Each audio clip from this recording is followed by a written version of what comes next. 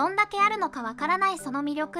その正体は小動物。覚悟がない方は見たら後悔。ハートハンター、ハンジソンの魅力を徹底解剖。あなたも恋に落ちてしまうかも。前回ハンの魅力をお伝えしたいと思ったら声だけしかお伝えできず申し訳ございません。物足りなかったステイもたくさんいらっしゃると思います。そうハンの魅力は声だけにはとどまりません。いや魅力が溢れ出して止まらない男、それがハンジソンなのです。何をしてもできるんですよハンって。ラップもそう、歌もダンスもそうですし、お顔もかっこいいし、スタイルもまたもうなんというかたまらないフィット感があるし、表情管理もね、見るたびに違うのでね、ときめいてしまうわけです。まだです。まだまだハンには魅力がいっぱい。今回は可愛いところからかっこいいところまで、一度知ってしまったら抜け出せなくなるハンジソンの深い魅力をお伝えしていきます。覚悟がない方は見てはいけません。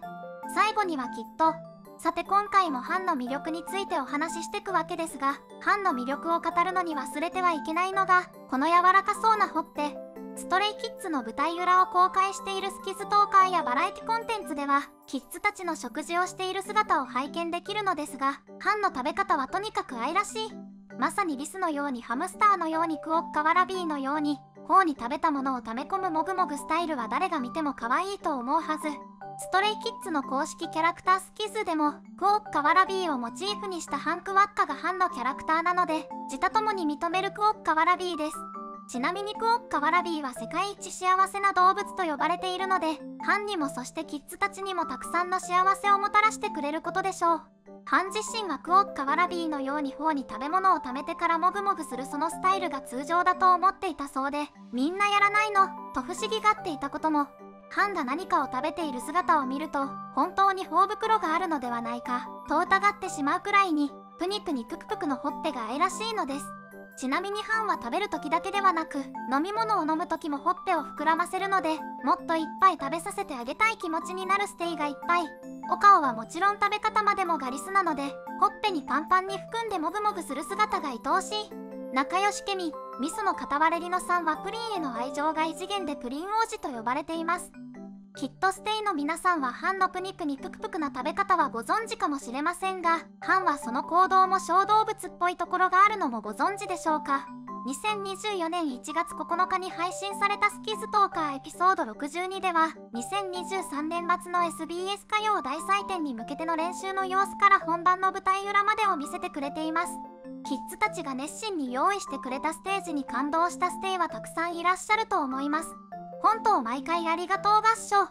その練習中にちょっと映り込んだハンさんがすっごい可愛かったので見てください。何が可愛いってスンってなってるんです。ダンスのフォーメーション最中の一瞬で来た間でスンって、決して動いていなかったわけではなく、ほんの数秒前まで踊ってたのに一瞬で見せるこの直立不動、マジなんなん。お洋服も可愛いというか、ちゃっかり萌え袖なんですよね。こういうオーバーサイズのお洋服を自分らしく着こなせるところも、ハンの素敵な魅力の一つだと思います。こう小動物感強めになっちゃっているところとか、可愛い。もうこのフォルム最高すぎるのでアクリルスタンドにしてほしいです。2023年3月に配信されたラチャログエピソード2では、作業をしているバンちゃんのもとに、ヒョンジン、そしてハンが駆けつけ3人でリフレッシュする様子を見せてくれました。その中でバンちゃん、ヒョンジン、ハンはボーリング場でゲームを楽しむことに。たまたま場内の BGM がスキズだったのも面白いポイントの一つで、ちょっと練習しちゃったりもします。前に出て練習しているヒョンジンとハンを見ているその眼差し、やっぱりこういうところでもバンちゃんのパパらしさが感じられます。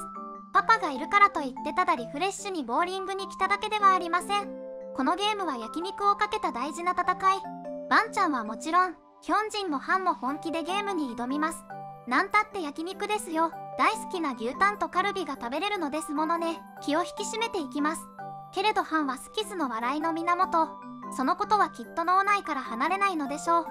そうですよねハンジソン。あなたはそういうところがありますね。まさかの寝そべっての投球押しは初めて見たのでそれはもう驚きました。そうですよね、こういうところがムードメーカーなんですよね。ボーリングはそれはもう順調に、自分たちの音楽も後押ししてくれているのかわちゃわちゃしながら進みます。ノリノリでもう頭を振り回しちゃうハンさん。指先はビシッと決めてますね、さすがです。様々な投球スタイルをお持ちのハンさん。今度は全体的にかっこよく決めていきます。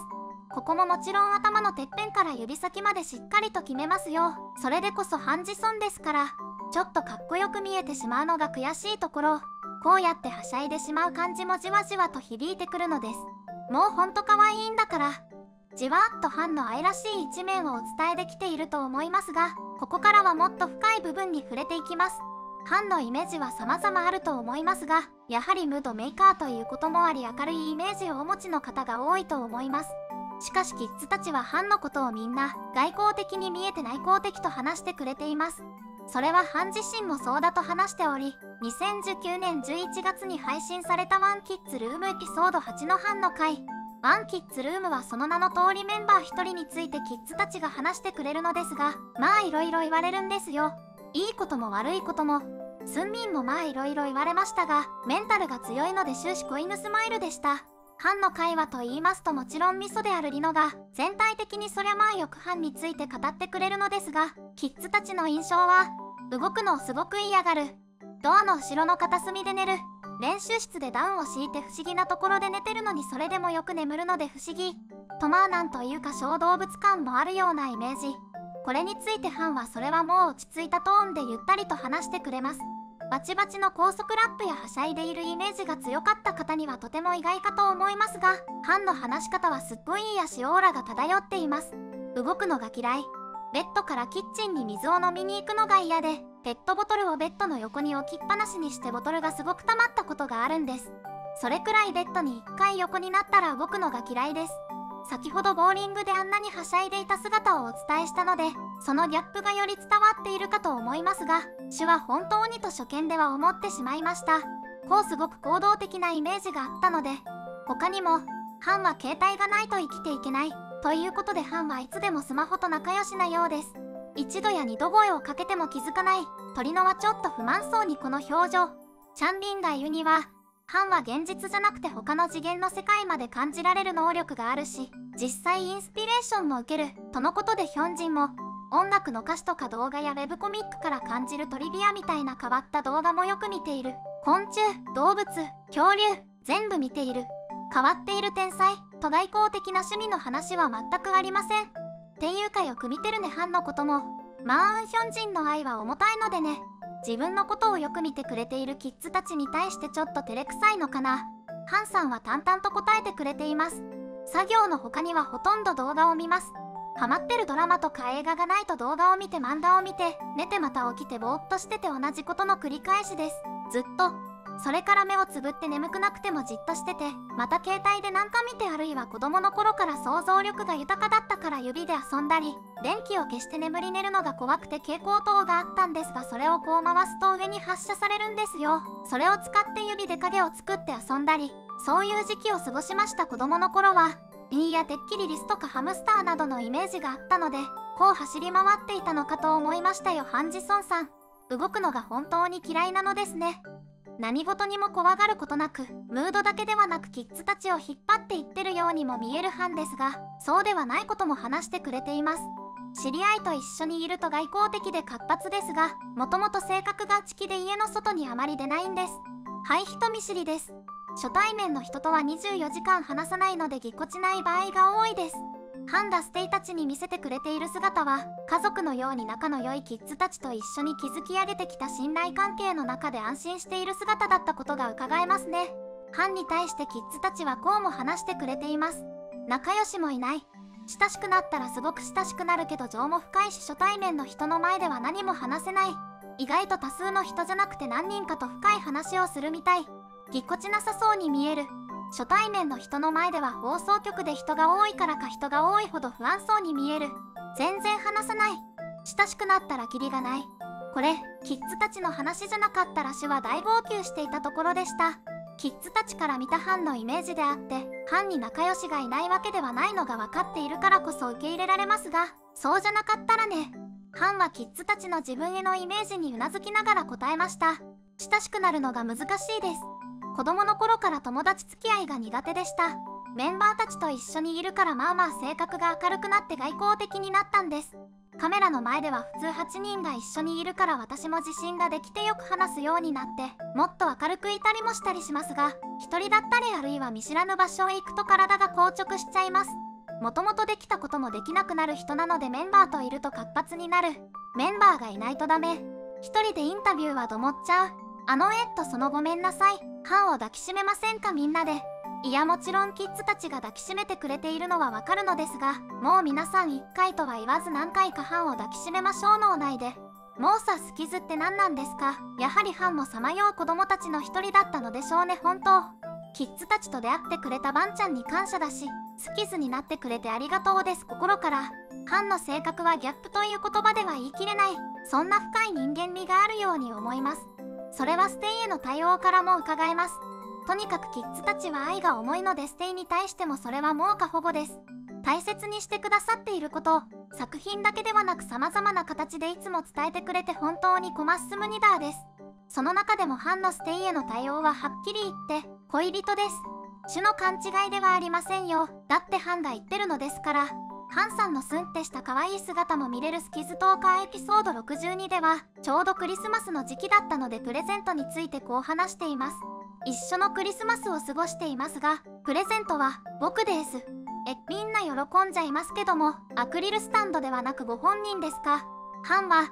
返品したら、まあ自分で配送料とか払わなきゃいけないからそれは承知した上で、と返品の対応まで話してくれていますが、返品するステイはいないと思うのでご安心ください。これだけじゃまだハンがステイを恋人だと思っていることは伝わらないですよね。存じ上げております。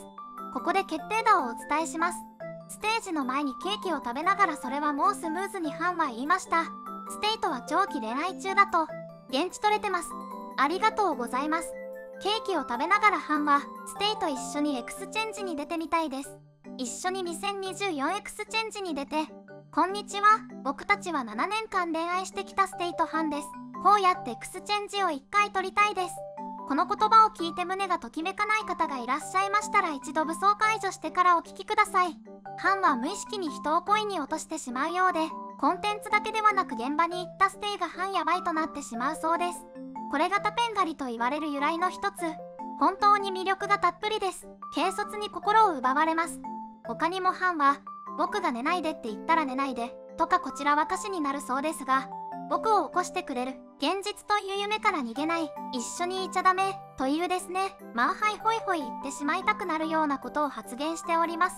こういうところがまたたまらないのですが、繊細なことも伝わってきますよね。もうみんな、ハグの準備はできてます。